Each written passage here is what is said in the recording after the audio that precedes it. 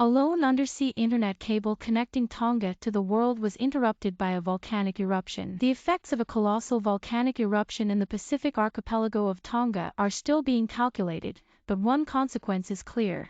Tonga has been cut off from the internet after the lone undersea cable that connects the country to the rest of the web was damaged during the eruption. Like many island nations, Tonga relies on just a single undersea cable, about the thickness of a garden hose and filled with fragile fiber optic filaments, to get citizens online. But on Tuesday, the government of Tonga said communications, both international and domestic, were severed due to damage sustained by the submarine cable. The government added that limited communication was possible through satellite phones and high-frequency radio, but these constraints are making it difficult to assess the damage caused by the January 14 eruption. The Tongan government has reported 3 fatalities as a result of a tsunami created by the volcano, which erupted on an uninhabited island. According to Reuters, the internet cable that joined Tonga to the web is 827 kilometers long and secured via a relay on Fiji, Tonga's second nearest neighbor. Fixing the cable could take as long as 2 weeks,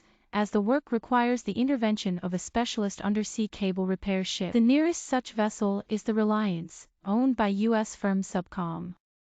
But it is currently moored some 4,700 kilometers away in Papua New Guinea, and will take days to travel to Tonga. According to Craig Slutz, a marketing and sales director at Southern Cross Cable Network, a company that maintains a number of undersea cables in the region, that means it could take 2 weeks in total for Tonga's internet connection to be repaired. Its ability to repair would also be dependent, as you would expect, on any volcanic activity, Slutz told Reuters. The incident is a vivid demonstration of the fragility of modern internet. Although we think of the web as a dense network with numerous redundancies, the truth is that it contains many single points of failure. In the West, this is most obvious when huge web outages are caused by disruptions from centralized services like Amazon Web Services, a subsidiary of Amazon that supplies servers and computing power to the world's biggest companies. For countries like Tonga, though, undersea cables are a more obvious bottleneck. Currently,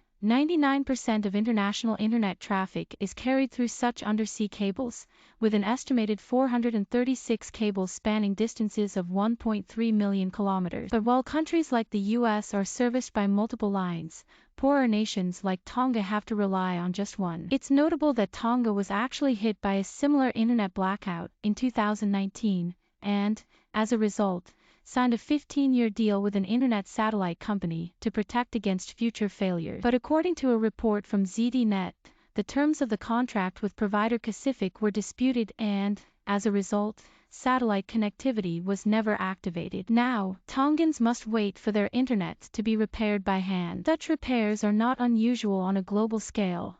An undersea cable breaks roughly every 2 weeks, but they are time-consuming. Technicians on a specialist repair vessel will have to locate the fault in Tonga's cable by sending pulses of light down the line and timing how long it takes for the pulse to return. They will then have to sail to the location of the breakage and, depending on the depth of the water, retrieve the cable using diving robots or grappling hook. The cable will then be brought to the surface and repaired by engineers on board the ship.